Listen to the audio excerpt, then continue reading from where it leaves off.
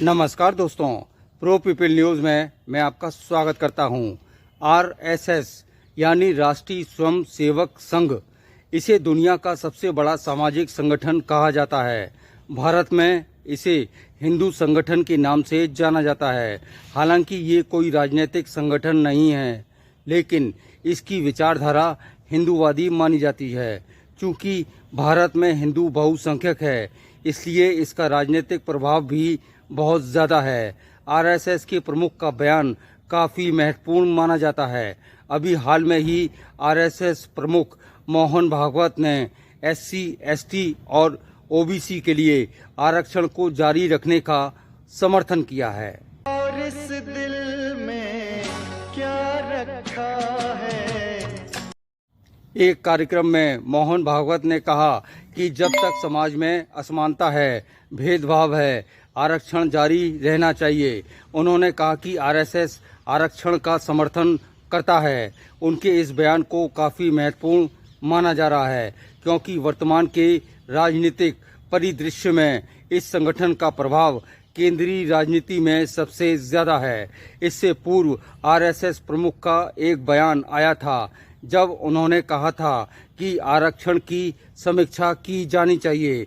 तब उनके बयान से लोगों को ये संदेश पहुंचा कि वे आरक्षण का विरोध कर रहे हैं, लेकिन अब उन्होंने साफ कर दिया है कि आरएसएस ने कभी भी आरक्षण का विरोध नहीं किया।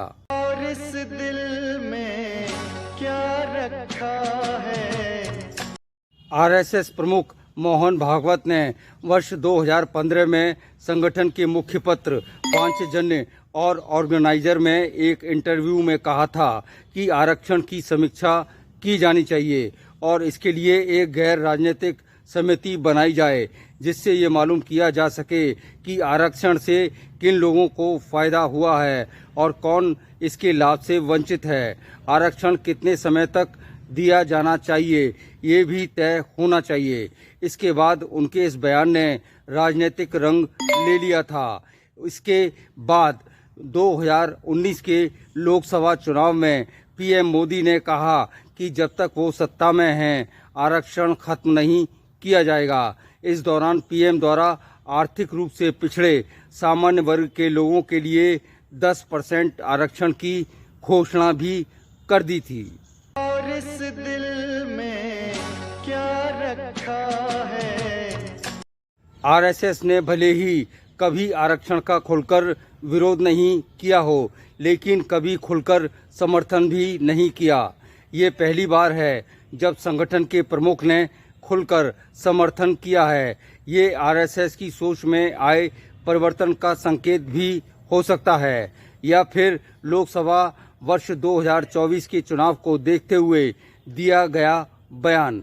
लेकिन वास्तव में सच्चाई कुछ और ही है। कोई भी राजनीतिक दल आरक्षण का विरोध नहीं करेगा। आरक्षण खत्म करने के बजाय निजीकरण करके भी आरक्षण खत्म किया जा सकता है, लेकिन पूरी तरह इसको समाप्त भी नहीं किया जा सकता है। अगली बार फिर आएंगे किसी नई खबर के साथ। प्रो पीपल न्यूज़ के लिए अमिताभ आकाश की रिपोर्ट। लेटेस्ट न्यूज अपडेट के लिए हमारे चैनल को सब्सक्राइब करें और साइड में दिख रहे नोटिफिकेशन बेल आइकन पर क्लिक करके हमारे वीडियो को सबसे पहले देखें।